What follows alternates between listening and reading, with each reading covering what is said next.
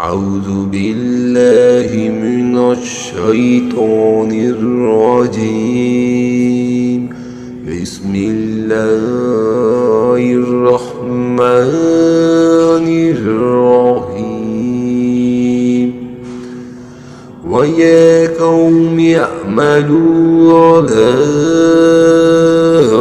مكانتكم إني عامل. سوف تعلمون من يأتيه عذاب يخزيه ومن هو كاذب وارتقبوا